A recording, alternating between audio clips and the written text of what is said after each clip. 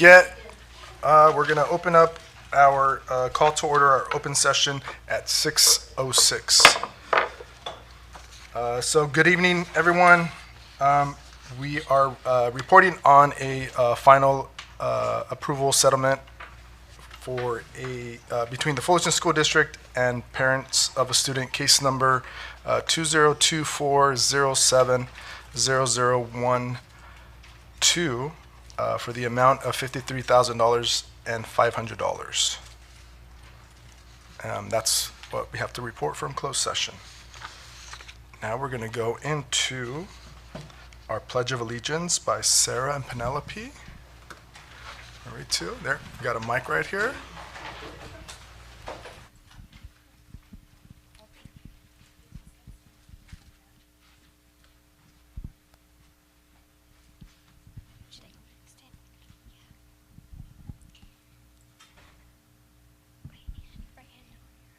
Right hand over your heart.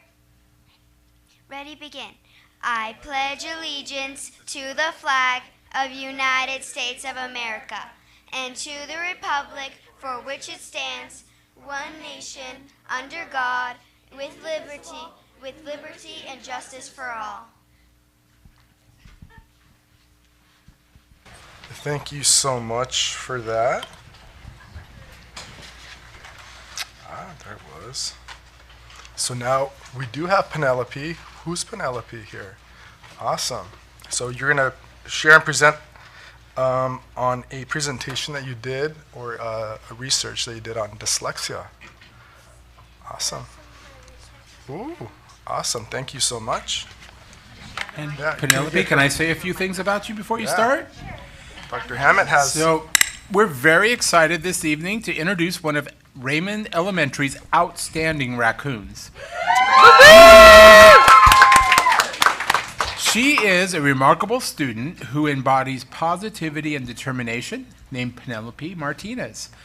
So after overcoming her dyslexia diagnosis, she has shown tremendous academic growth and blossomed into a confident learner. Not only is she excelling in her studies, but she also has become an exceptional public speaker. And, most impressively, an author. Very impressive. Her resilience and dedication to her goals inspire us all, and we are incredibly proud to have her represent Raymond School. And tonight, we are lucky to have Penelope here to share about her published book, The Power of Dyslexia, with the board. Go ahead, Penelope.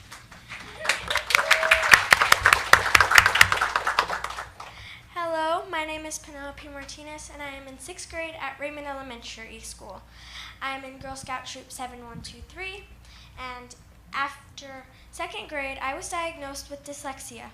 For my Girl Scout Bronze Award, I decided to write a book about dyslexia and about my own experiences with dyslexia to help bring attention to this learning disability and to provide support to children and their families who are dealing with dyslexia.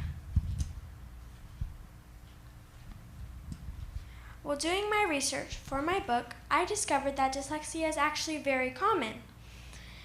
Although I don't personally know any other students at my school who are diagnosed with dyslexia, it is believed that up to 1 in 5 people have dyslexia. That means that one of you sitting here on the school board may have dyslexia. Our president. And did you know that 70 to 80% of people don't even have a diagnosis for dyslexia, even though they do have it? There are many famous people with dyslexia, including Pablo Picasso, Steve Jobs, and Albert Einstein. Dyslexia does not have to limit anyone or keep them from being successful. While doing my research, I discovered that the right side of your brain, the creative part of your brain, is physically bigger when you have dyslexia.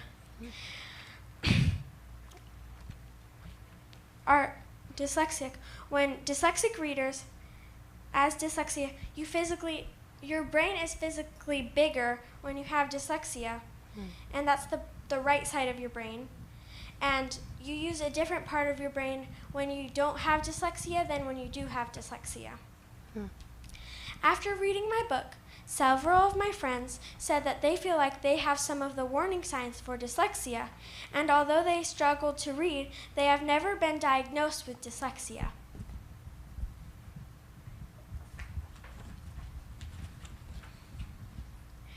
We all want students to be successful, and students with dyslexia need to get the proper diagnosis and to be provided with the right resources and support.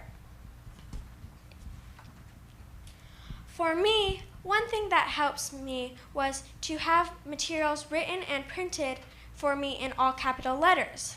This helps me read words more easily, and so I don't confuse them if they're a lowercase or an uppercase. Another thing that really helped me was finding a tutor who used the Orton-Gillingham method, which teaches phonics, including connections between letters and sounds, emphasizing multisensory learning. After a year of tutoring, I am proud to say that I am able to meet my grade level standards, and with the right support, I believe that all dyslexic students can be successful, even learn to love to read. Awesome. Good job, Penelope.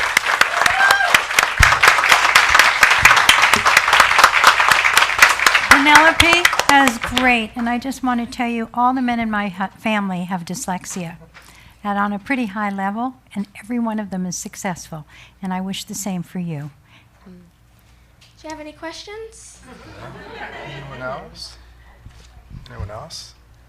Could you tell us some of those signs of dyslexia so we could be more aware? So some of the signs are dyslexia.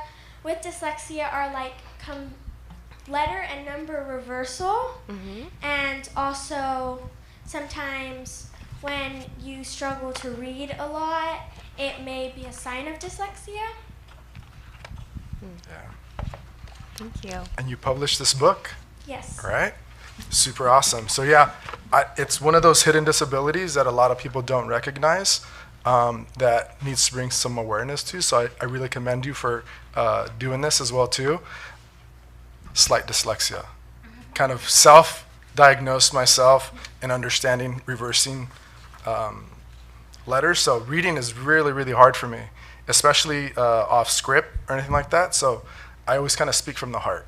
So try that. And then I tell myself to slow down. That's like one of the things that my brain is working so fast and wants to say so much that my mouth cannot keep up sometimes. I have that So problem, and I don't have dyslexia. yeah. but yes, Keanu Reeves also has dyslexia. Yeah. Well, and I was going to say there's a big push to test students at second grade now, just to make sure that all students go through the testing to make sure that they can identify if, in fact, they have dyslexia early so that we can catch it faster. So thank you. Thank you for your Yeah. advocacy. Actually is when we're starting. Yeah, okay. Ooh, That's great to Are there hear. fonts that Awesome. work better for you? Just uppercase letters helps because like the B's and D's was something that was really confusing for me. yeah. And reading backwards. Bold print also. Oh. There's certain fonts that work. Yeah, there's supposed to be certain fonts that you can use that is more easily. Yeah. No, thank you so much for that. Yeah, super awesome. Yeah. Let's get a picture. Come here. We'll hold your book. Come here. Come right in front. Yes. Hilda, Beth? Did you do the artwork in the book? We found a website that helps you make pictures that I used. Ooh. I love the pictures. They're really good.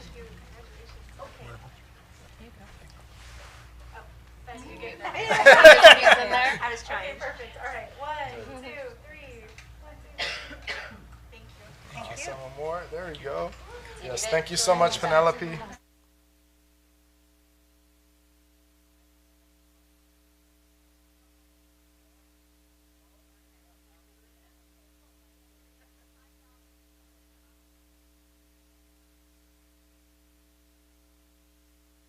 So we have a next recognition. Paul.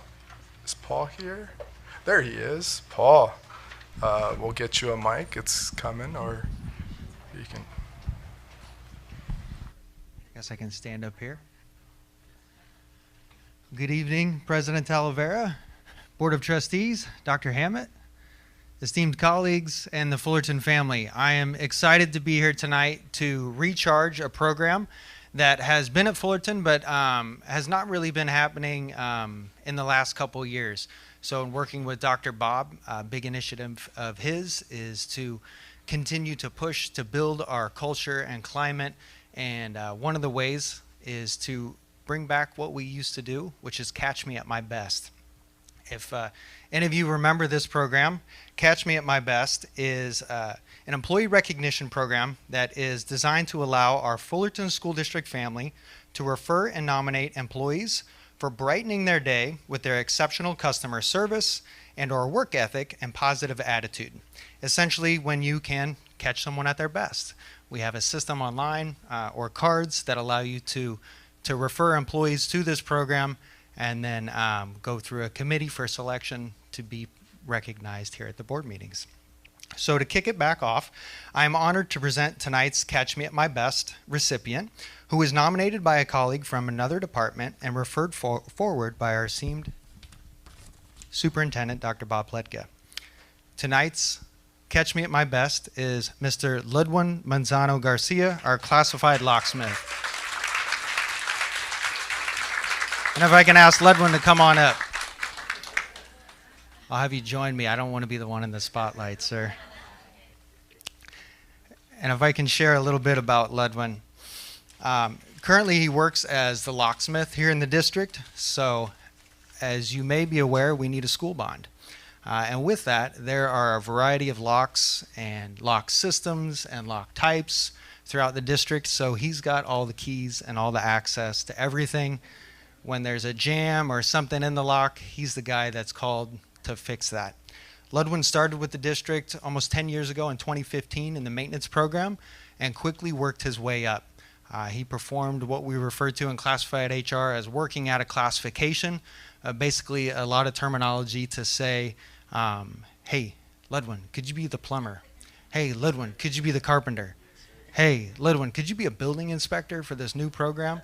So he's worked in a variety of programs. He always brings this smile that you see right now, a can-do attitude, and just a willingness to go above and beyond.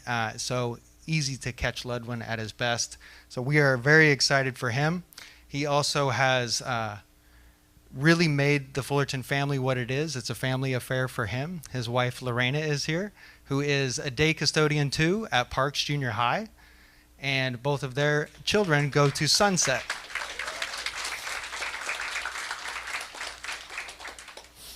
He was nominated for his work ethic and speedy response, always showing up with a smile, and I just want to thank him for all the work that he does, and appreciate you, sir.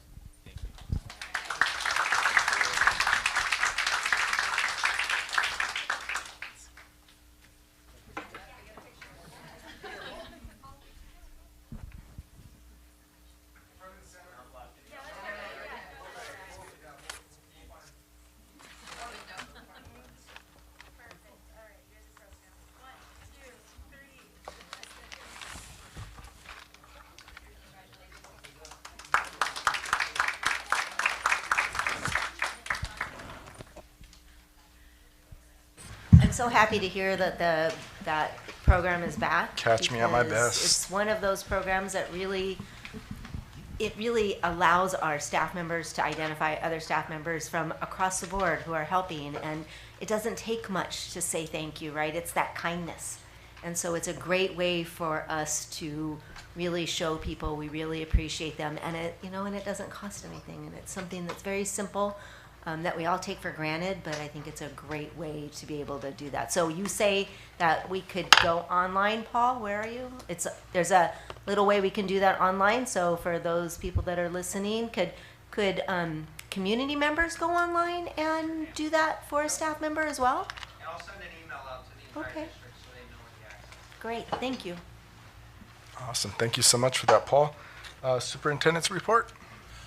All right, so Moving you on. may be wondering, I'm not Dr. Pleka, and he is not here this evening. He's on a well-deserved trip with his father, so wish he could be here with us, and he wishes he could be here, but he's busy tonight. So he left me to do the superintendent's comments. So fasten your seatbelt. We have a few things to cover. Really great news. Every school in the Fullerton School District, all 20 schools, have been recognized as platinum under PBIS. It's a major accomplishment. I don't know of any other district that every school in the entire district has a platinum recognition for their PBIS implementation. And so please come to our next meeting on October 15th. We will be having a huge celebration in the quad, and we're inviting everyone to come and help celebrate all of our schools and their PBIS status. Last week, we were able to offer an active intruder training to all of our new hires. What was great about this training is we had the Fullerton Police Department, the Fullerton Fire Department, and we had Ray Flores, who's a consultant who helps us with safety, all present to provide this training to our new staff. So anyone who's new to the Fullerton School District have this training. We do provide this training at all of our schools every 3 years, but it's great to see the partnerships that we've been able to develop with our community, with the Fullerton Police Department and Fullerton Fire, and to have them here partnering with us to make sure all of our employees are trained and ready if needed. Also, I don't want to give anything away, but we are a Golden Bell finalist for our FSD Fest. So we've had a visit, and we're hoping to hear good news soon. So hold your hats, but I think it's coming. Super excited for all that we do related to students and being able to have their own voice and their own choice. And we're looking forward to some great news very soon on that. I would like to point everyone's attention to two items on our consent agenda tonight. Item H and item I. They really speak to our partnership with St. Jude and the ability for St. Jude to donate money to the Fullerton School District to help better meet the needs of our students, and especially some of our students who may have some greater need or need some more assistance. St. Jude has just been a great partner, and as a result, we've been able to do a lot more to help meet students' needs. One of the things that St. Jude grant helps support is the Hub. And I don't know if everyone has heard of the Hub, but the Hub is an amazing place. We have a place that families can go that need clothing, that need maybe diapers, that maybe formula for their children, shoes, and who don't have the ability to purchase these items. And the Hub looks like a boutique. It is absolutely amazing. Everything is organized by size and by color, and it's just an amazing place. You may or may not know, but we have served 270 individuals since school started. Oh, gosh. This year alone, 270 individuals have been able to go to the Hub and have been able to get clothing and have been able to get support. That's amazing, especially when you consider we're only about 30 school days in and the number of students that we're serving. The Hub is an amazing place. I'd like to thank Helene Morris and her team for all of their very hard work in ensuring that those students' needs are met, their families' needs are met. We just don't provide the clothing and the support for students, but we also support families. So it's just a great opportunity for our families. I also would like to point out, to everyone's right on the wall, you'll see a new art installment.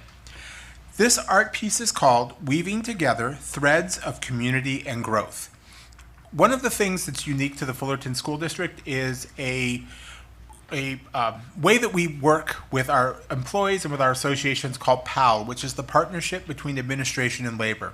Every year we hold a PAL retreat, and at our last PAL retreat, we did a community art project. Every one of those flowers was developed by multiple hands working together. They all started out very, very, very small, and everyone had a piece of yarn that they added to that, and it created and made a larger flower. So really, one of the things that you'll see on the plaque next to it, I love it, it says, individual interpretations of community were turned into a unified network. And that really is what PAL is about, is bringing everyone together, talking about issues, communicating together, and then really working together to create a great district and beautiful works of art. So if you have a chance and we get a break tonight or at the end of the meeting, you want to check out something really unique and You can see the intricate weaving and different colors of yarn in each one of those flowers that was built with a collaboration of our employees from CSEA, our employees from FETA, and our employees from FSMA. And the board. And the board was there as well. So, yes, thank you. All right, and that's my comments this evening. Awesome. Oh, thank you so much, Dr. Hammett. So we have information from our Board of Trustees, and we'll start from the right. Go from right to my left. Thank you very much. So impressive to meet a published author at our school board meeting. That was unexpected, but very, very impressive, and makes me very hopeful for the future. So thank you again for being here and for leading us, all four of you, in our Pledge of Allegiance tonight. Yeah, thank you very much. I love that our artwork is called Threads of Community. Tonight we're going to be agreeing to fund our street hockey program, securing food for our local pantries through Bracken's Kitchen, and setting up our outdoor science camps, sending our administrators to conferences out of state. This is the heart and soul of the Fullerton School District and our community, and I'm looking forward to a great meeting. Thank you. Go ahead, Trustee. Good evening, everybody, and I think I'm the first to be able to say Happy Hispanic Heritage Month as we begin the celebration this month. I'm so grateful for the richness and diversity of our community and the amazing contributions that Hispanic heritage, culture, and pride brings to our community and makes Fullerton a great place to live and to learn. I also want to recognize that September is also Suicide Prevention Month. And I know that I have lost folks to suicide, and I've walked with friends who have struggled with suicidality and depression. And I hope that by saying that, we can begin a conversation, and just my small way of encouraging everyone to not be afraid to talk about suicide and to check in on folks and let them know that you love them, that you're there for them, and to reach out if they need help, if we need help. Last month we did an annual review of Dr. Bob's performance, and it gave us a chance to look back at the year. And I'm really proud of our superintendent and our cabinet and our staff and all the work we've done. But in that process of review, what really struck me was the way that our district, as we mentioned, are really meeting the physical needs and the mental health needs of our kids, or trying to at best. I'm so grateful that our schools offer mental health support for every child who's identified as needing it. We are tonight signing a new agreement to offer 400 more counseling sessions to students through our partnership with Care Solace. Last year, over 600 students received counseling from Fullerton School mental health professionals. That's about 20% of our students, if I do the math right. And we did 242 suicide risk assessments last year. We referred nearly 500 students to mental health appointments outside of our school district through our partnership with Care Solace. Our teachers delivered social emotional lessons in the classrooms for every single child, and we referred families out to services as well through low-cost and no-cost options through Care Solace. But I also want to recognize that getting access to those resources starts with identifying that need, right? And learning to notice when someone isn't doing well, when we're not doing well, and breaking down some of those barriers of stigma to ask for help. So suicide prevention also includes talking to our kids and our loved ones about harmful materials that we might see online, including content that might even encourage self-harm. And please hear me, it is our job to prevent and do everything possible to keep our kids from seeing anything that's not appropriate for them. But we also need, it's okay, Steve, I got you. We also need to teach them what to do if and when they see it, whether that's on a personal device or someone shows it to them. And that's why we have to be talking to our kids about these things, and that's why I'm proud of our board and our cabinet and our staff that are doing this work of prioritizing, creating lessons to teach our kids about what to do when they see inappropriate content, if it's hate speech, bullying, exploitation, self-harm. We need to know what to do and how to report it to a safe adult. And we need to be brave to have these conversations and break down that stigma and the secrecy. And I hope that by caring for our kids and our families and working to address mental health, that we are building a positive culture on our campuses and helping to create a safe environment for our kids and our whole community. Awesome. Thank you, Trustee Hanchett. Trustee Sugarman?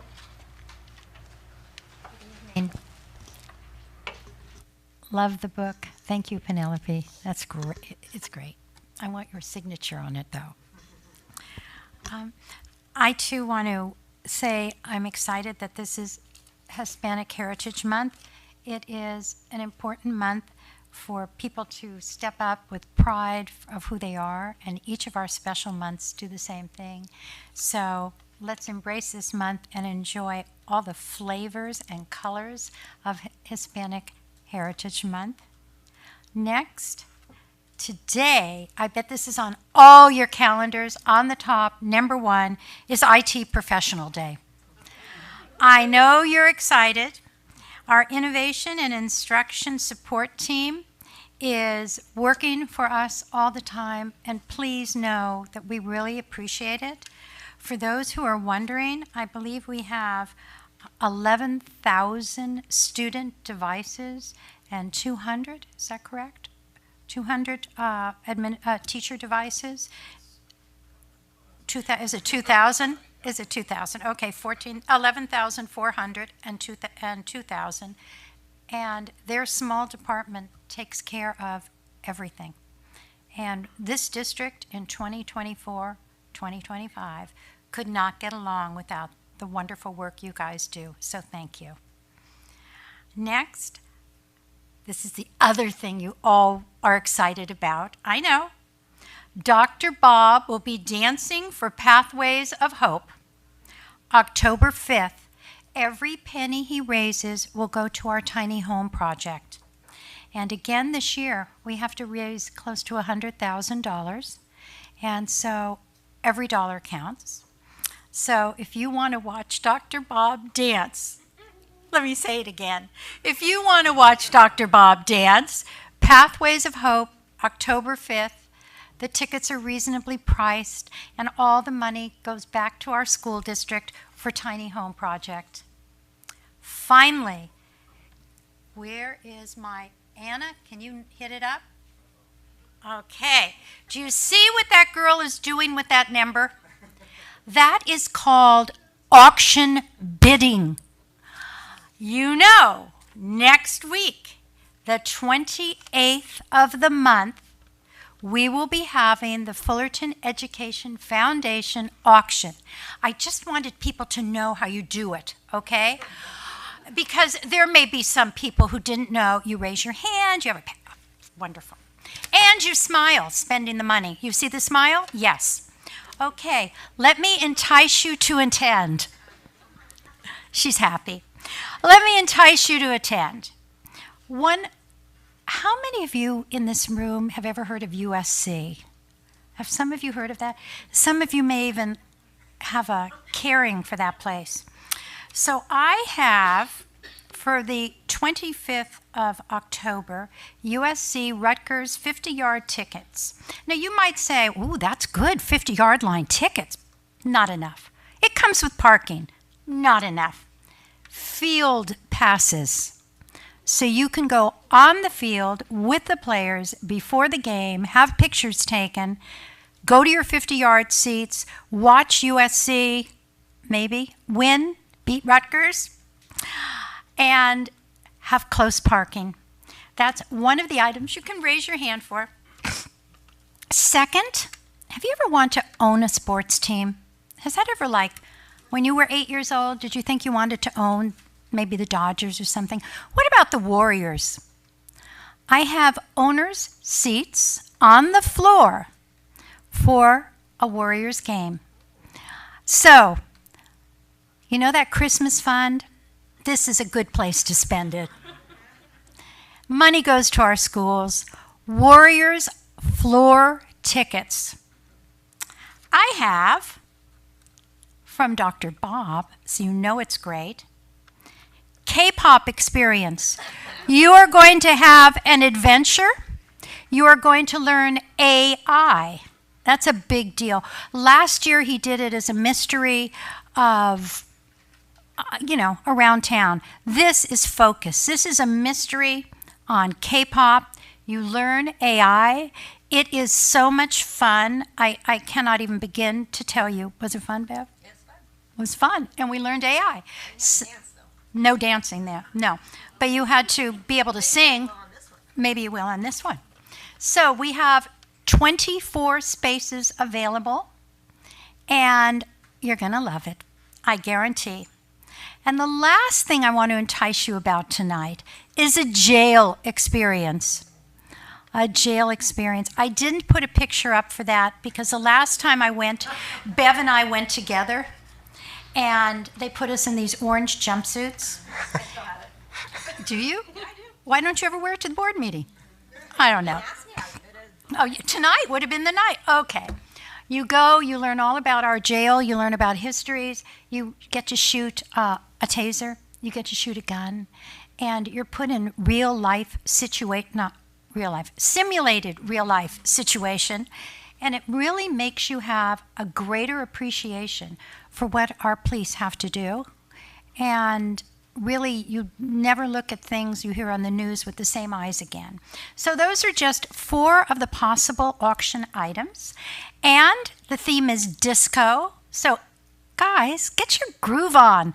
The 28th, you can buy it online, fullertoneducationfoundation.org, and join the fun. It's going to be a great evening.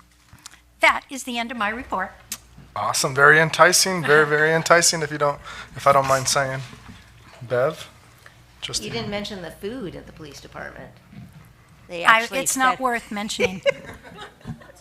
They actually feed Fed you a us. little bit too. It's kind of interesting. All right, so thank you for that one, Hilda. So I had a couple of things I wanted to. Chad had mentioned the Golden Bell possibility with our FSD Fest. And just for people that are here that might not know what the Golden Bell is, it's a award through the California School Board Association that you can submit a program that you do in your schools, and you're up against other schools in the entire state. And so that particular award is very, very popular, or not popular, but it's very prestigious, I think. And it's something that what I think they're looking for is if it's a program that other schools can possibly replicate, is sharing best practices with other schools. So I'm really excited to hear that. It's not easy to come by, so hopefully congratulations are in order for that. My fellow trustees have talked about a lot of the things that are on my list. All of our partnerships, our community partnerships that are on our consent agenda tonight are very, very important to all of us. And it does show that it takes communication, takes a community in order to make everything happen here, because it just is not reading, writing, and arithmetic. It's educating our whole child, and it's making sure that our families are safe, our children are safe, that they have a good place to be, that they feel safe at school, that you can provide them with whatever they need in order to learn. And those are the things that are very important that we take very seriously at the school district. So, and then looking at our flowers up there and really talking about how, we all work together as a team. This board works together, our school district, our principals work together. And that's what's really important here. And so I don't ever want to lose that focus, because I think that comes from us, it comes from the district. So thank everybody for doing that, and for all of these, contracts that are coming this evening. I am very proud that our innovators, our innovation department, not only works on, a device, but they work on, when we're talking about social emotional learning, it's what are we doing this year that's going to be different, is we're really working to bring lessons on how to be safe on the internet, how to look for things that Trustee Hatchett talked about, into our technology lessons, so that when you do have a student with a device and they have it in their hands, and that opens the world to them, is how do they use that? How can you make sure you're using it properly? How do you know what to look for? When we talk about suicides and mental health, and we are a K-8 district, we wouldn't assume that we have so many, when we talk about the suicidal ideation, how many children really K-8?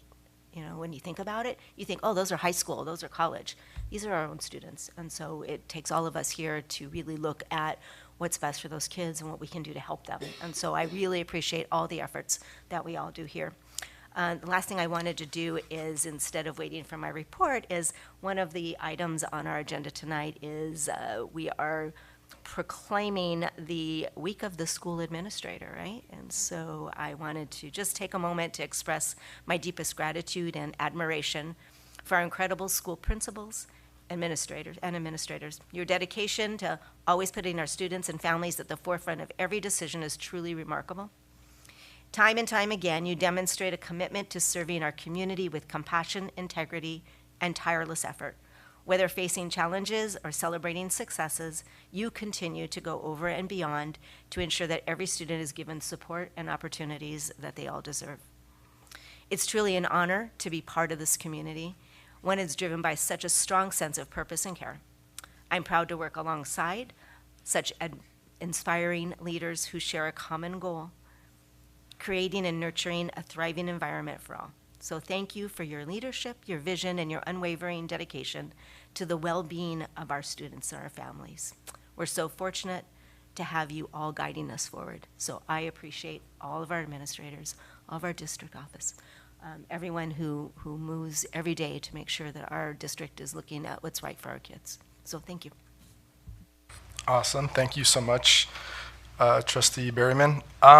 I want to let everyone know that I know Trustee Hatchett touched on it a little bit, but we did a few weeks ago did our evaluation of our superintendent. We commended him for a lot of amazing work that he did the past year, through some challenges and things like that. But we love that we have this leadership. Again, to what Trustee Berryman just mentioned, again, with our administrators that lead us in the right direction, that kind of guide us in the way that Fullerton, that FSD needs to be guided in the sense. Again, it's a really unique community, and it needs that really unique leadership to step forward and to be really innovative and really supportive of the times that are currently happening right now. So just wanted to reflect and give kudos to Dr. Pletka. I know he's probably out catching some fish, something, or many fish out there, I hope, right? Not just one. But I just want to commend him again for an amazing school year last year and all the work that he did on that. I also wanted to kind of reflect a little bit about, we had a presentation last week, again on SEL. Thank you, Helene, for doing that. But I also wanted to touch on our behavior team. I wanted to name them by names: Sarah, Peter, Miranda, Allison, Amber, Chantel, Angelina, Stephanie, Marcella, Tanya, Deanna, Estrella, Tanya, and then Francisca. So this team really works with our teachers and provides them the resources and the tools in order to kind of shape what the behavior is looking like inside the classrooms. And I think they do such an amazing job that's maybe not foreseen by many of us. So I just wanted to really kind of commend them for the work that they've been doing year in and year out. So I really wanted to kind of highlight a little bit about that. I also wanted to highlight Grandparents' Day at Orange Thorpe Elementary, which was such an amazing event. And I know other schools do something similar. I think this kind of shows the community and the bonds that our schools can provide for our students, but then also for the parents as well too. It's been a really unique year from what I've seen already within the first 30 days. A lot of parent engagement, a lot of activity happening, people getting involved for the right reasons. So it's super, super amazing to see when a school like Orange Thorpe hosts Grandparents' Day, and they have tons of grandparents that come out and bring some really amazing food that they buy locally, which is awesome to see. But nonetheless, it was pretty amazing to see. Again, seeing the engagement at Richmond's first PTA meeting of the year with Principal Rojas, which is the new principal over at Richmond. They had a huge turnout. Everyone was like so surprised that the parents are coming out and being engaged. Again, just attests to, I think, the school year, the environment that I think we're creating, the opportunities that we're bringing alongside just the whole district as a whole. And then I know Mike's not here, right? Mike McAdams. Mike hosted a how to do business with FSD this past Friday. Had 52 local businesses that wanted to kind of learn how to do business here at FSD. One of the amazing things I asked everyone in the room, like who has either kids in the district or is related to a kid that's coming to our school. I kid you not, it was about 95% of the folks raised their hand in that room. So it just kind of shows you that local business is strong and it's booming, and they want to get involved. And I think it's because they're showing that they are invested in our community, and they're willing to provide their services, however that may be, to FSD, and making sure that it's going to be like top notch, right? Services that they're going to be providing. So super, super amazing to see. They had about 52 folks in that room that attended that. And then again, also wanted to echo, I know some other trustees that kind of mentioned Hispanic Heritage Month. Just want to make sure that everyone celebrates that in the classrooms in different ways. I'm already seeing some posts, hearing from my kid coming from Pack Drive on some of the things that they're going to be working on within these next few days. So showing that the diversity, how we can kind of all learn from one another, but and then it being a great learning opportunity for other students that maybe not from that heritage, and to be able to be a little bit prideful about that as well too. So with that, we'll move on to information from our associations. Oh yeah. Let's have students. Cupcakes. We have cupcakes, y'all. Let's take a quick 5-minute break. Let's students pick some cupcakes up, and and we'll be back at, let's say, 6:55.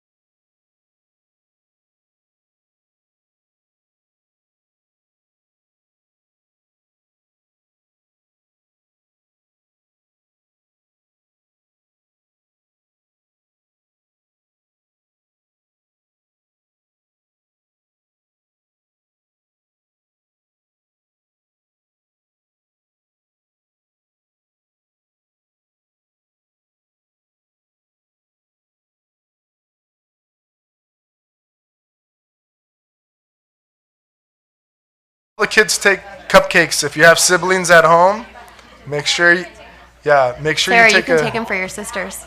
Yeah, take some for your siblings. You don't want to show up. You don't want to show up with the only cupcake at home, and then I know how that goes. All right. So now we're gonna go on to information from our associations. DLAC.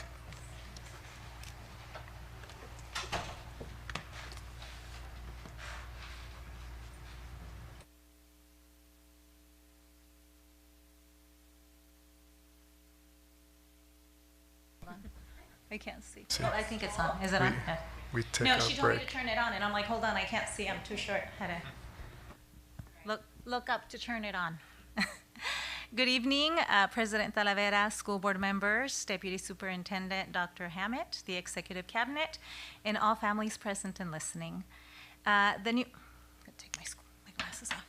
The new school year's ELAC meetings are underway, and I've been excited to attend. It's so inspiring to see the strong parent involvement and the support they show for their children in our community.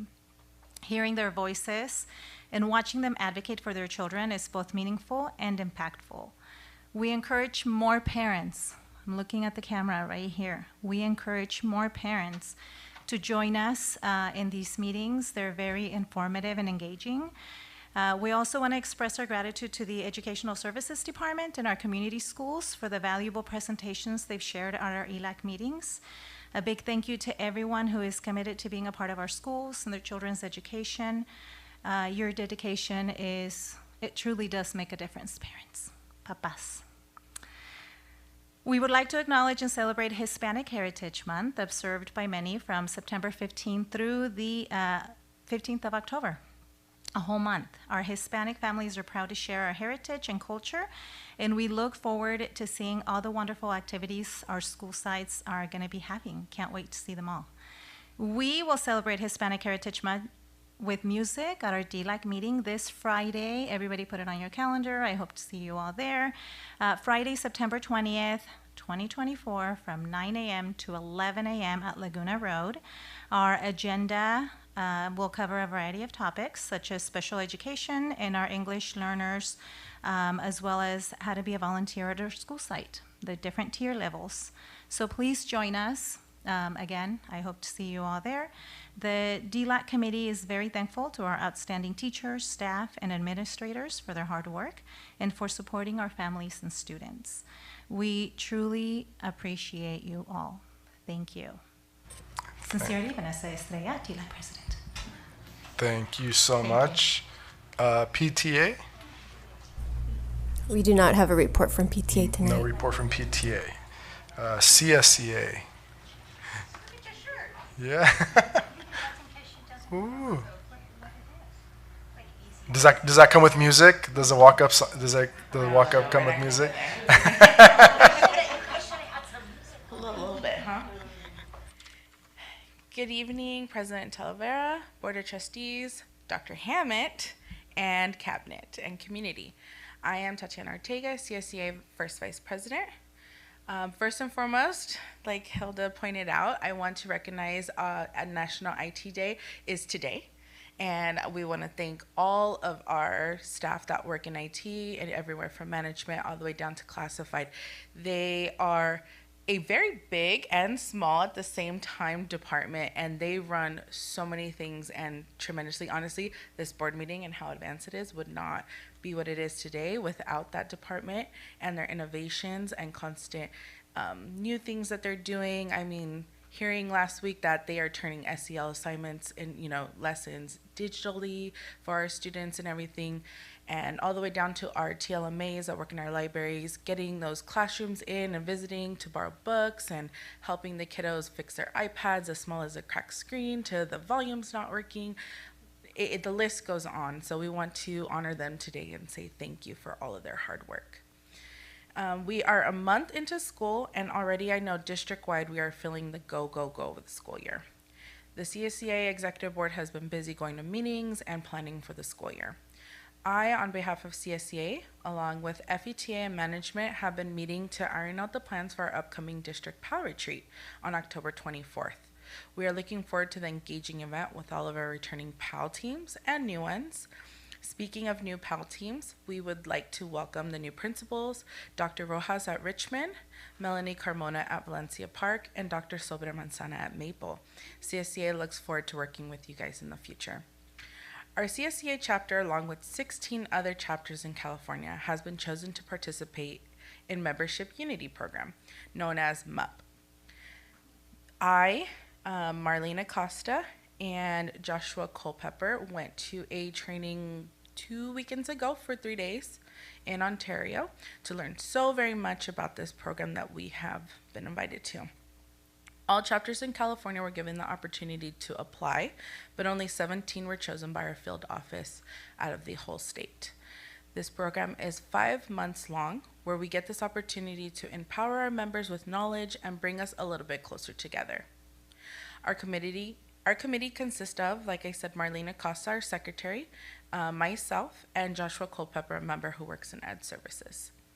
We will be kicking off this program with all classified staff, members, and non-members of CSCA on September 27th at a bingo night being hosted at Ladera Vista. We look forward to seeing all our classified staff come out and have a great afternoon.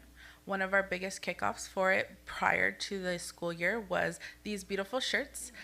We want to pay homage to Brooke Webb, who is now in management in IIS. She helped design this beautiful logo that I have here on my shirt that says Chapter 130 Rocks. And you might see a lot of our members walking around with these shirts on to honor us within our unity with each other. So as always, we thank you for your continued support of our classified staff and members. Thank you. Thank you so much. FETA.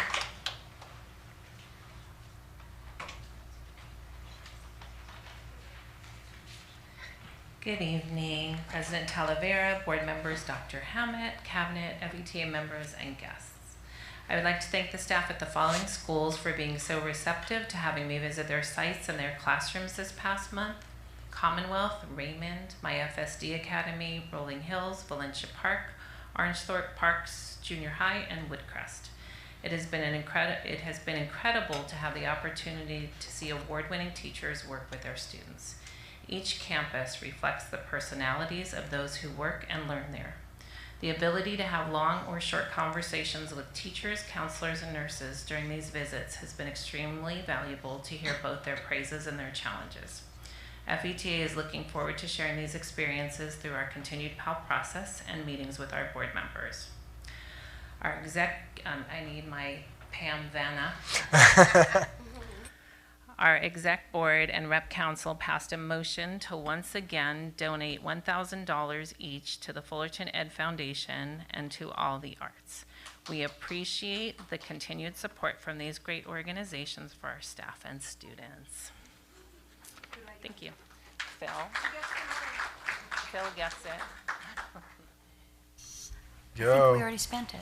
We'll take that pleasantly. FESMA. No report. FESMA does not have a report No tonight. report.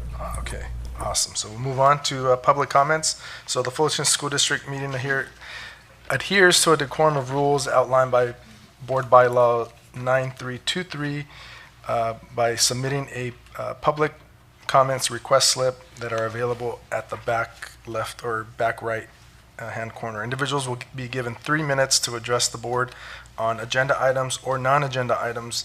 Public input on each of the items are capped at 20 minutes, and the total public comment time are limited to 30 minutes. Comments on agenda items will be heard at the time the item is being discussed, while comments that are non-agenda items will be heard during the public comment section of the agenda. No action or discussion is allowed on non-agenda items unless permitted by law, which will be referred to the superintendent for handling.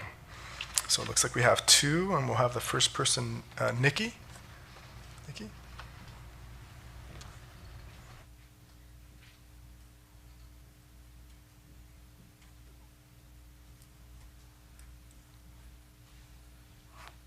Good evening. My name is Nikki Reesberg. I've spoken before, so hi again. I'm a mom of 2 kids at Acacia, soon to be 3. I wanted to share an experience that I had with a school iPad. So on Monday, September 9th, I went to visit my third grader's classroom during pickup time. I had heard about another student receiving a nude advertisement while playing a math game during class. So I decided to take a look at my daughter's school-issued iPad. I clicked on Safari Internet, went to YouTube, clicked on Shorts, which is an algorithmic feed of short videos that are served to users and pulled from anywhere on YouTube. And within a minute, without searching for anything, I was served a self-harm video that told me that hurting myself was easy. There was a visual that I will submit because it's kind of graphic. So this was followed by a symbol that the FBI has identified as a pedophilia symbol, which is a blue swirl indicating someone's interest in children. For many reasons I don't need to describe here, this is extremely concerning, especially because I have repeatedly asked my school and this district for nearly a year to remove YouTube from students' iPads due to known exposure to harmful content and to predators.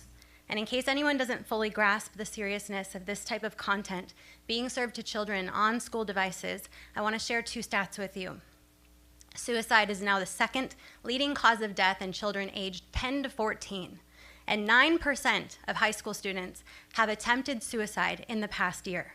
And this is where it starts, with a single video telling a child to harm themselves, a video that my 8-year-old could have seen on her device provided by the school. In my work, I've interviewed dozens of parents who have lost children to suicide. These children were served self-harm and pro-suicide content in algorithmic feeds on platforms like YouTube and TikTok, starting from when they were as young as my daughter is now. I thank God that I found that video and that my daughter did not see it, but how many other students in our schools are seeing this type of content? I cannot be the only one to have been served this type of content in just 1 minute with the device. We cannot allow our children as young as 4 in our schools to use devices that are inherently dangerous, that feed explicit and disturbing content, products that can connect them with predators, that use invasive data practices, and are designed to addict them. These reasons and others are why I have opted my children out fully of school-issued devices at school and at home, and I greatly appreciate the opportunity for my children to have a safe learning environment, one that is free from addictive games, from apps that steal their information, and from social media feeds that can harm them. Devices like the iPad are designed to maximize user engagement in order to collect their data. The design of these products make them inherently dangerous for use by children, and no filters or monitoring software are able to fully and effectively prevent exposures from happening to our kids. So I just want to request collaborative and open discussions where parents are proactively engaged and made aware about technology decisions that are affecting our children. So thank you so much.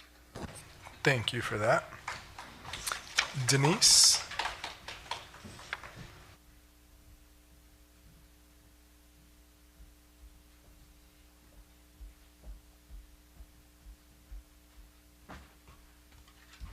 Good evening, President Talavera and members of the board. My name is Denise Peralta.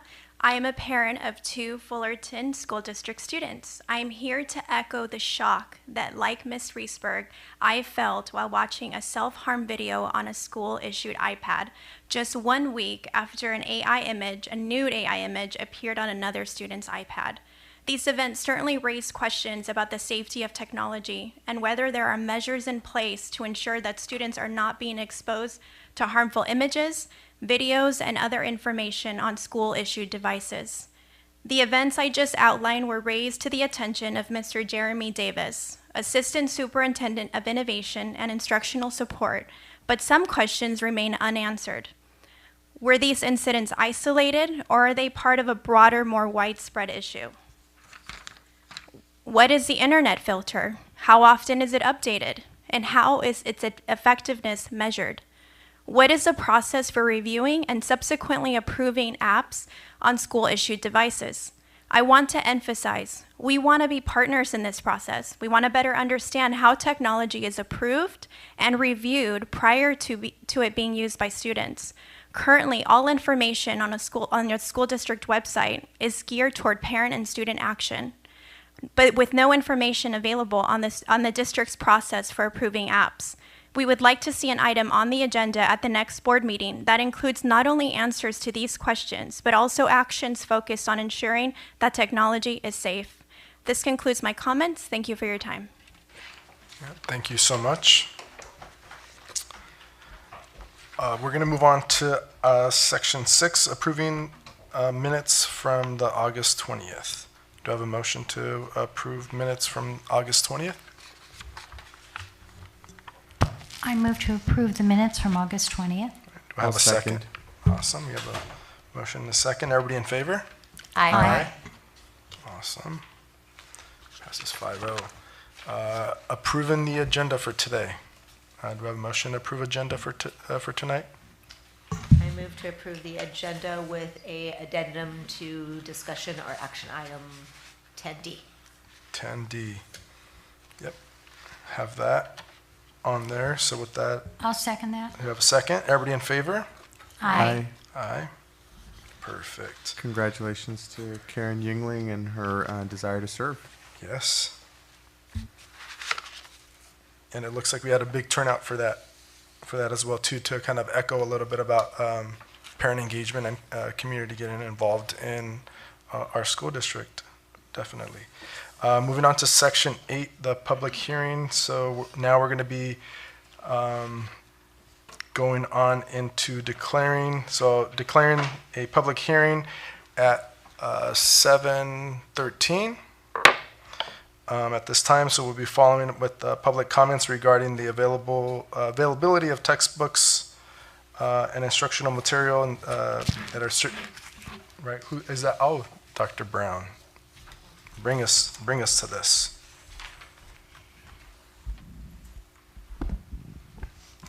So, good evening, President Talavera, school board members, Deputy Superintendent Dr. Hammett, executive cabinet members, and all families present and listening. The public hearing the board is holding tonight is to solicit the recommendations and comments of members of the Fullerton School District community regarding the sufficiency of student textbooks and instructional materials. Sufficiency is defined as each pupil having a standards-aligned textbook or instructional materials, or both, to use in class and or at home, to take home if needed. As a note, instructional materials may be in digital format as long as each pupil at a minimum has and can access the same materials in the class and to take home. Our principals have personally verified that there are sufficient textbooks for all students. Therefore, it is resolved that for the 2024-25 school year, the Fullerton School District has provided each pupil with sufficient textbooks and instructional materials aligned to the academic content standards and consistent with the cycles and content of the curriculum frameworks. At this time, I ask that you adopt Resolution 24/25-06 to ensure the sufficiency of textbooks and instructional materials and certification of provision of standards aligned instructional materials for the 24-25 school year. Yeah. And then we're going to be asking for any public comments on this, right? Any public comments on this hearing? Hearing none. We're going to be declaring the public hearing closed at 7:15. 7:15. Now we have to vote on it. Awesome. Thank you so much. Okay. Yeah, and now we're going into consent. Excuse me, President Talavera, I'd like to Yes. pull DD. You'd like to pull item DD? Yes. I have to recuse myself from that, so I can't vote on the whole consent agenda with that in it. And I'd like to move that we pass our consent agenda. Okay. I second. So we have a motion and a second to approve the consent agenda without DD, having trustee Sugarman recuse herself for that. Yes. Could we look at item A, gifts? Oh, yes, gifts. I was going to ask if there's anything that anyone wanted to provide comments on. Here we go. I'm so pleased to see how many schools, how many received money this month, and especially, shucks, I just spilled tea. Excuse me. Just what I needed to do. How many schools received money, and especially the choir at Parks Junior High. How nice that families support their junior high that strongly to donate and make their program better. Can't take me anywhere.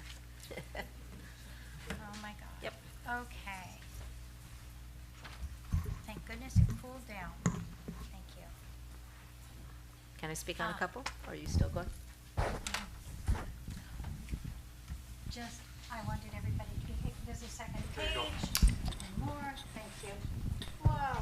So Two we are- pages, and we received $6,000 in donations, and that's wonderfully helpful for our schools. So thank everybody who donated, and congratulations to the great choir program at Parks. I'm sure that all of these donations are going to make it a richer program. Thank you. Awesome. Anyone else want to comment on any of the consent? I was gonna comment on a few things. One, proclaiming our Red Ribbon Week. Yes. Sorry, Red Ribbon Week. And that's, yes. Coming up, I was interested in having the bearded Batman video shared with the rest of the board. We would love to see that. Okay, we'd love I'm to sure. I did want to see that. That was very interesting. I think we've talked about our community partnerships already, all of our camps, our hockey program, our expanded learning again.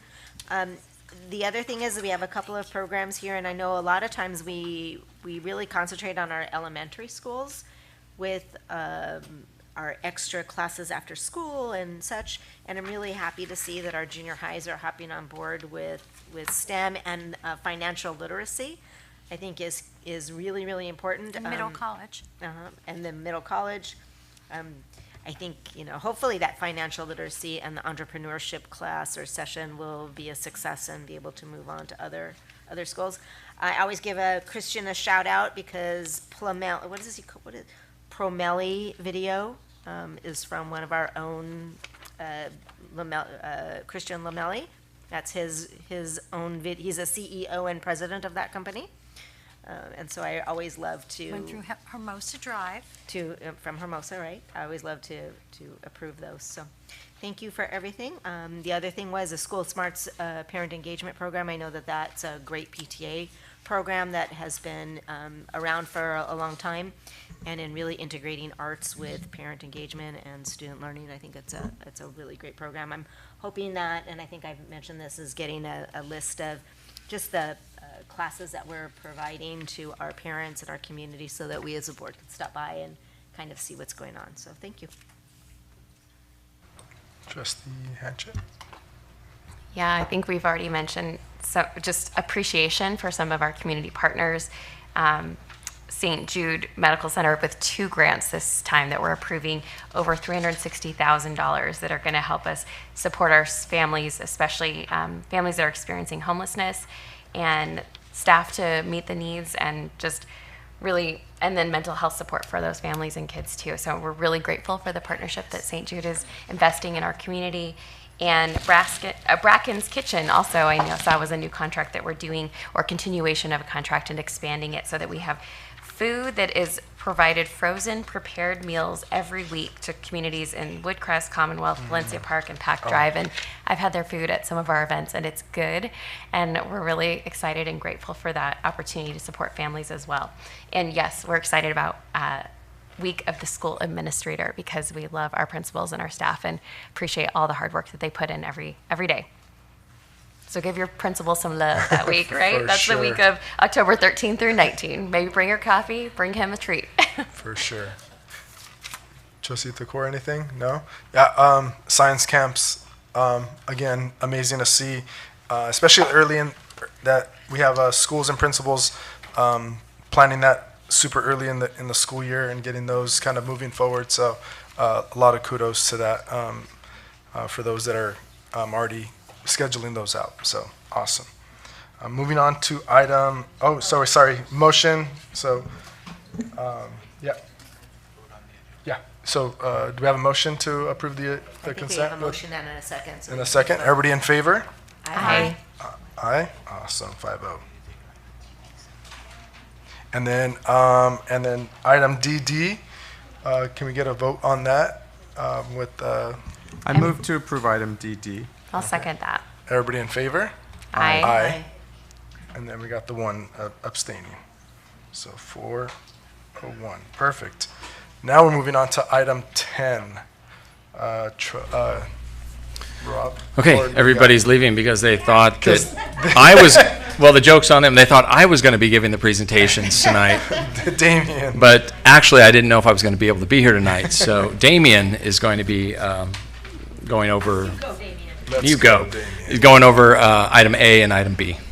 Before that, there is item A, which is the Correct. resolution. I think he's going to, you can do the, Damien, you want to do the GAN limit also? And So GAN limit, it's appropriations limits, and it's pretty much. Microphone. Bye-bye. Does it turn off automatically? No, you didn't. Yeah. I smell the milk. Trying to save battery, I think. I don't know. Usually leave it on.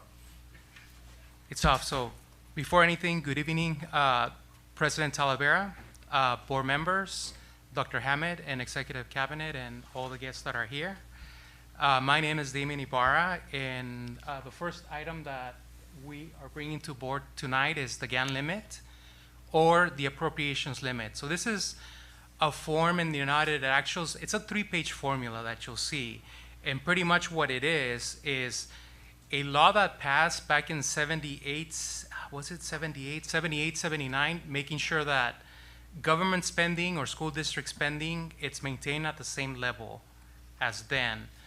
So what happens every year, there's an adjustment for inflation, and there's also an adjustment for a population adjustment, kind of like an ADA adjustment. And that figure as of for next year, for 24-25, it's about $99 million. What that gets compared with is pretty much, it's mostly tax revenue, the income from property taxes that comes to the district.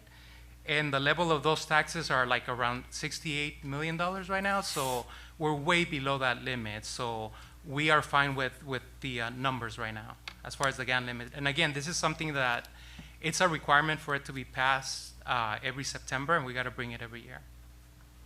So I make a motion to adopt resolution number 24/25-03, approving the recalculation of the 2023-2024 appropriation limits and establishing the 2024-2025 estimated appropriations limitation calculation. Second that. Do I have a second? I did want to say that it was, you put it in the communique, whoever wrote it this time to go into the communique, it was very clear. So every year it gets easier and easier to understand, because this is kind of a hard thing to understand. So you guys have done a very good job in explaining it as much as you can. That's all wrong. Thank you. Was that a second? Thank you. Was that a second? Oh. I second Yeah, it. so we got a second. Everybody in favor? Aye. Aye, awesome. 5-0. Item B, 10B. So 10B, it's going to be our unaudited actuals, and this is the presentation. I think everybody has, yeah, you guys have this in front of you. So let me go through the presentation. So pretty much, unaudited actuals is pretty much what we spend, revenue and expenditures that actually occurred during our 2023-24 fiscal year. And it's submitted in a required state format. It's called a SACS report. So we need to report on, again, expenditures and revenues of all our funds, but there's also other reports that are submitted as well. So this is a statement of revenues and expenditures and changes in fund balance from estimated actuals. So we brought to you estimated actuals back in June. And those numbers were pretty much, we were working with numbers as of April 30th and estimating them out to June 30th when we brought it into board. And pretty much as far as what this is pretty much the formula is your beginning fund balance plus revenue minus expenditures is your ending fund balance. And this is on all the different funds that we have. So let's go to the next slide. Oops. Is it down? Oh, do I have it backwards? Oh. Okay.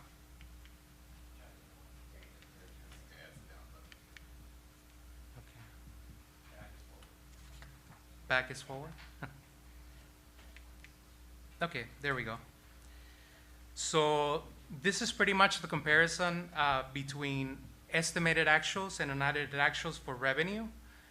And this is just the general fund unrestricted resources. So pretty much the numbers are in millions. So if you see a difference of 0.5, it's 150,000. So pretty much items to highlight here, the differences that were kind of material here were related in state revenue related to an increase in lottery revenue. So we found out about this increase on July 12th. So it's something that, you know, when we bring in unaudited actuals, we don't have the information from CDE yet. So CDE is providing that increase on July 12th. And local revenues, we went up about $180,000. That increase was mostly interest revenue and facility rental revenue. The other increase of $220,000 has to do with capital leases. So it's pretty much an accounting entry where we increase the revenue and the expenditure by the same amount. And this is something that happened at the end of the year on June 30th. So we enter into those lease agreements then, and that caused the variance in revenues. As far as expenditures, and again, we're talking about the unrestricted general fund, there was a variance of $290,000 in, oops, I need to come up to the next slide. Oh my God, I'm struggling here. There we go. There we go. So the difference between estimated actuals and unaudited actuals was $290,000. There was a little bit of a decrease in certificated salaries, and that is pretty much a savings in vacancies and some stipends that ended up being paid in this fiscal year. Classified salaries decreased by about $250,000. It was actually less, and that's also savings in vacancies and some expenditures that the ELOP program picked up during the summer. Employee benefits are pretty much driven by the salaries, object codes 1,000 and 2,000s. So we had savings. We also had savings on retiree benefits, CalPERS and Social Security benefits. And in textbooks, it's a decrease of, let me see, 410,000, and that's really amounts that usually the sites don't spend, and they usually carry it over into next year. And we have an increase in capital outlay, and that's due to paying some of the district fences at the end of the year, and we also entered into that journal entry for capitalized projects that shows an increase in revenue. It also increases our expenditure. And there was also a decrease in contribution to special education at the end of the year. So that's the contribution part of it. All in all, the difference was only $290,000 at the end of the day. This is pretty much what I was just reading as I was explaining it to you. The variances. So pretty much the difference between estimated actuals and unaudited actuals, our revenue increased by about $690,000. Expenditures decreased by about $290,000. So all in all, the difference was just under $1 million. And the components of the unrestricted general fund, it's $330,000 in non-spendables. Our reserve is about $6.13 million. Assigned $442,000, and I'll show you the detail on what's assigned. Committed is $11.5 million, and unassigned is about $3.12 million.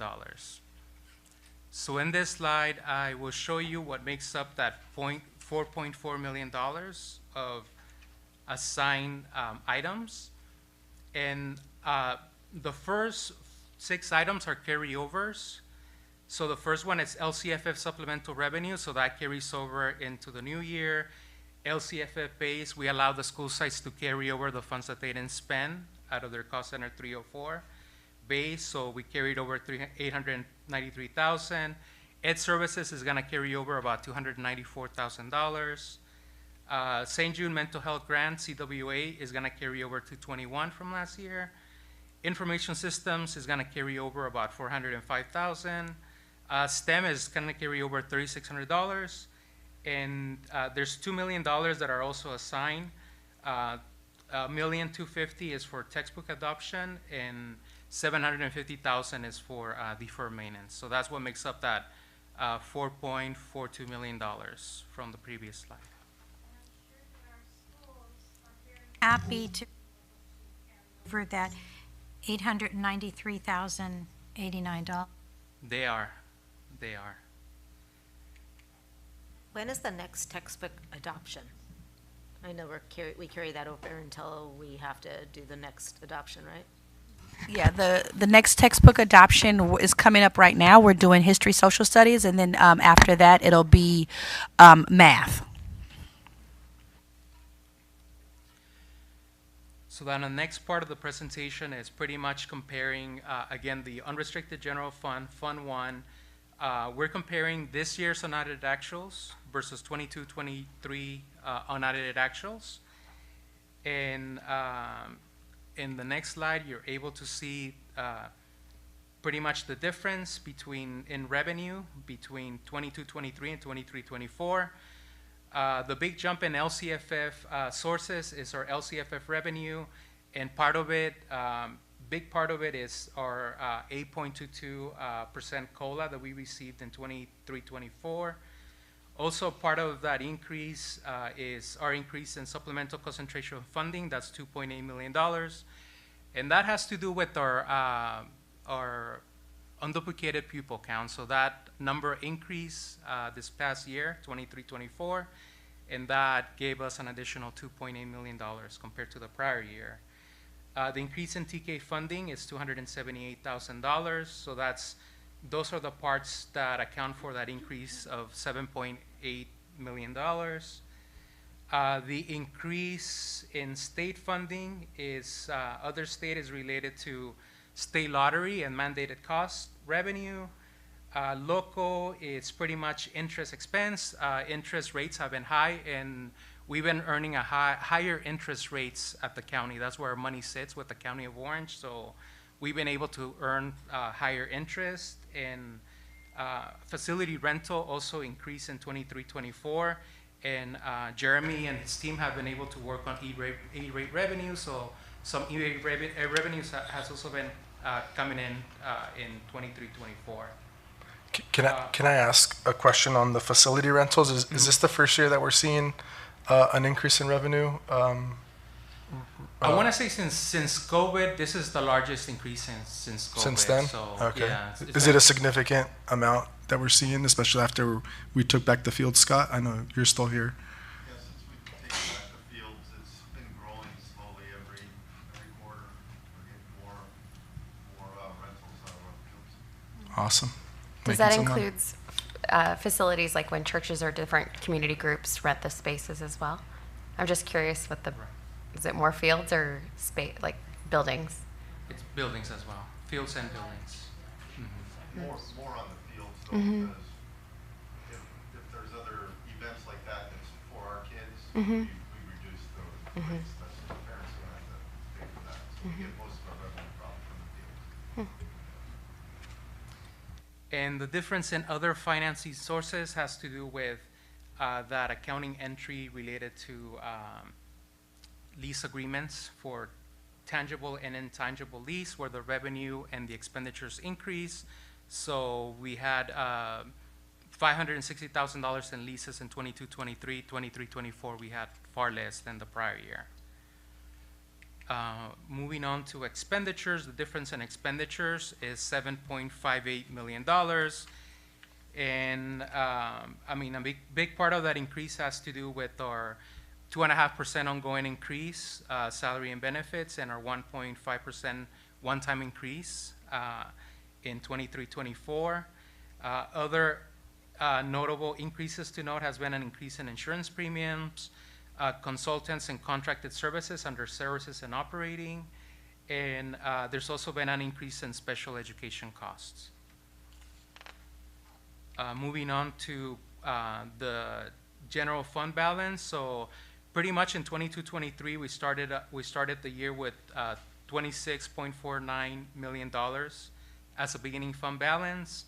At the end of the year, we decreased almost $2 million to 24.57. So that ends up being our beginning balance for 23-24.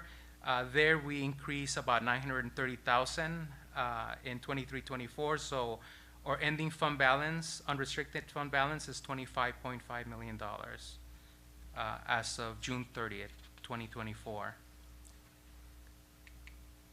See, our next slide includes all the other funds that we have to report on: student body, child development, cafeteria, deferred maintenance, building, capital facility, special reserve, capital projects, bond and interest redemption. We pretty much, the county handles that, so we have to report on it, but we have no control over that fund. And then our self-insurance, which is our workers' comp, dental, and property and liability insurance. It all falls under our Fund 67. And for most of these funds, they increase slightly from the prior year. So what happens next? So we need to proceed with caution. The certainties are that we have rising health costs. And our straight line enrollment has been decreasing. And we also have one more year of less funded ADA. So the uncertainties right now are COVID-19 resurgence. It's not like it used to be, but I mean, there's a lot of cases happening right now, that and the flu, so that affects our attendance rates. So that's something else that we have to work with, attendance rates. So we're gonna be working with the Mega Source, Saturday School, Independent Study, try to provide different alternatives to recoup some of the attendance. Uncertainty is the presidential election, and as always, recession.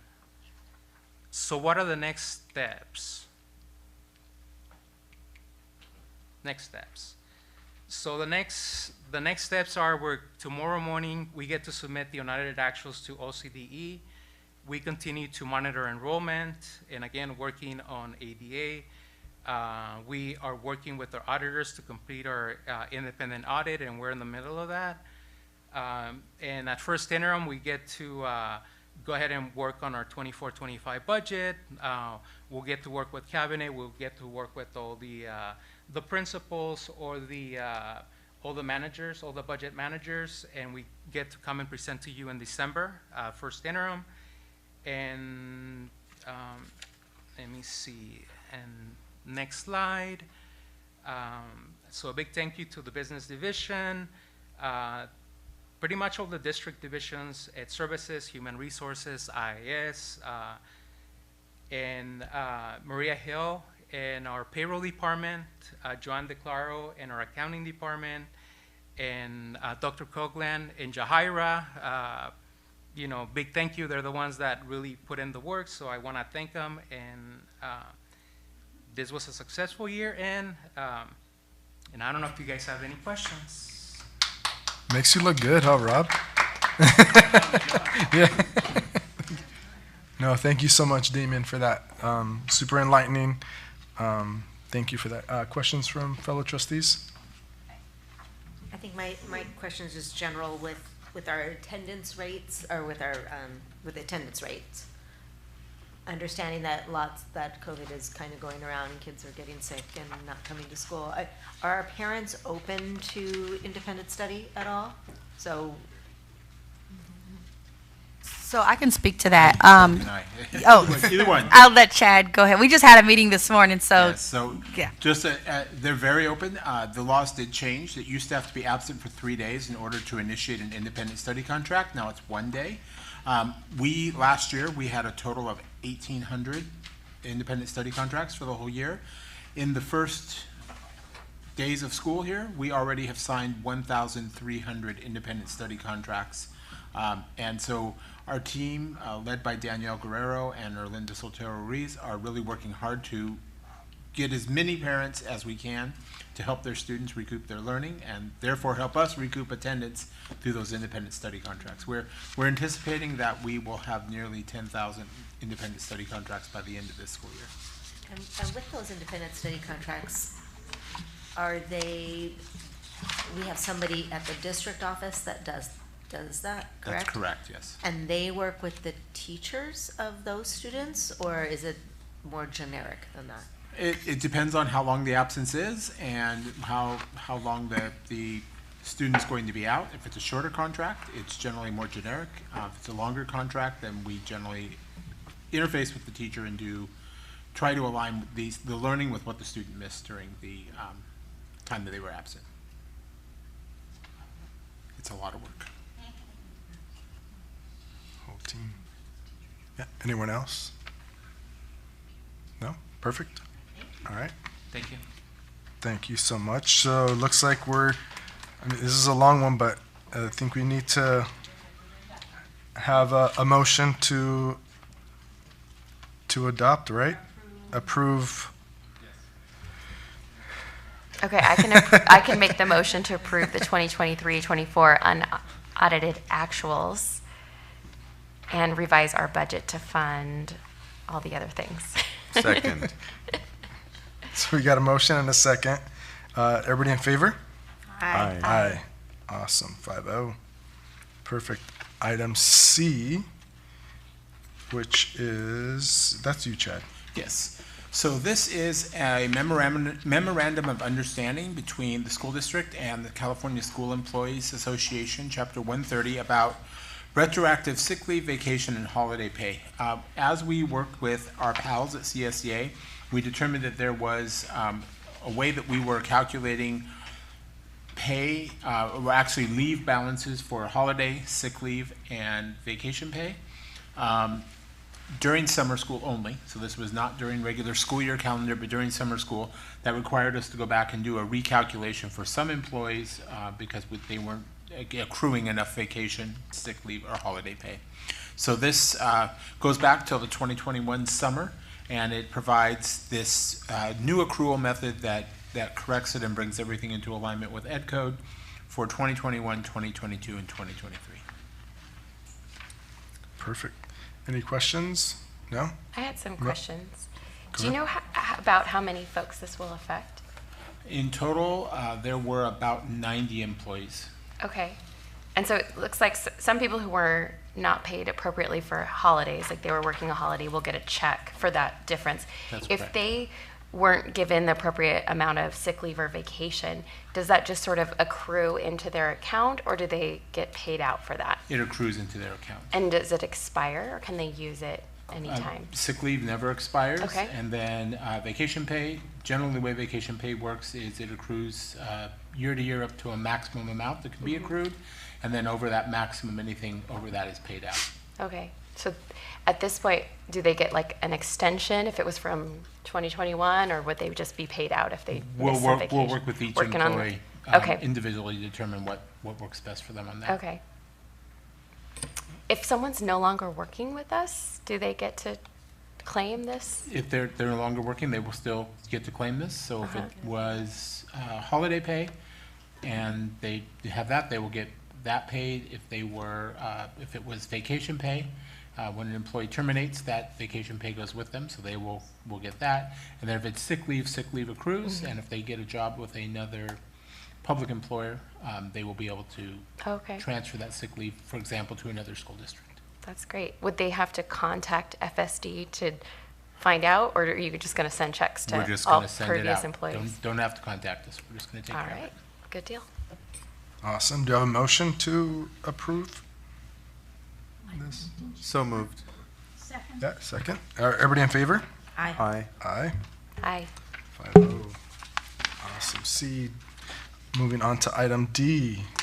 Yes, and item D was the item we brought the addendum to. We actually added the community member's name who will be part of our SELPA, which stands for Special Education Local Plan Area, Community Advisory Committee member. We had 15 candidates who had their name on the ballot, and our top vote getter was Karen Yingling. And so tonight, this board's approval would be to approve her as our member, our district's representative on the SELPA Community Advisory Committee. Perfect. Looks like my congratulations earlier was premature, so therefore I move to approve our representative for NOC SELPA. And I second it, and I want to congratulate Karen Yingling on behalf of the board for this position, and hope that she will enjoy doing that. Yeah. Yeah, I think she's well known in our community as being a fierce advocate for disability and inclusion, and it means a lot that that many people wanted the job and that she was chosen by our peers. So I'm really confident she'll represent our community well. Awesome. So we got a motion, a second. Everybody in favor? Aye. Aye. 5-0. And then, is this also you, right, Chad? Our sunshine? Yes. So tonight's information, the administrative reports is just for information only. Part of the process to start negotiations requires that we have a public presentation of initial bargaining proposals.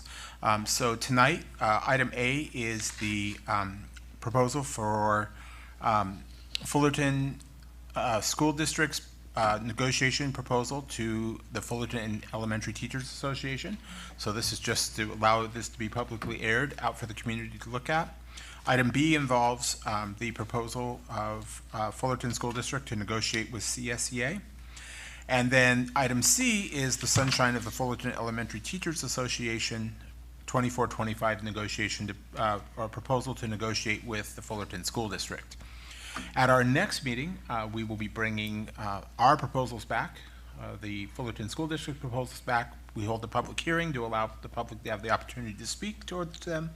And then the board, prior to us entering into negotiations, does need to approve our proposals to our associations. So this is part of the process that allows the negotiations to get started. Without this process, we can't enter into negotiations. And let the games begin, huh? Mm-hmm. Thank you. Thank you so much, Chad, for that. Any requests for future items? Oh, Yes, are we gonna, sorry, are we done moving on from that? It's just, Yeah, it's just information just only. okay, so there's no discussion of it. No, Okay, no gotcha. discussion at all. I'd like to request that since we have no cell phones bell to bell for our students, that we should have no cell phones at the board table. Done. Okay, I'd like to ask that we bring that back for a future agenda item. Sure. Yeah, we can add I'll that. second that conversation. Awesome. Yeah. Anything else from fellow trustees? I did have a question.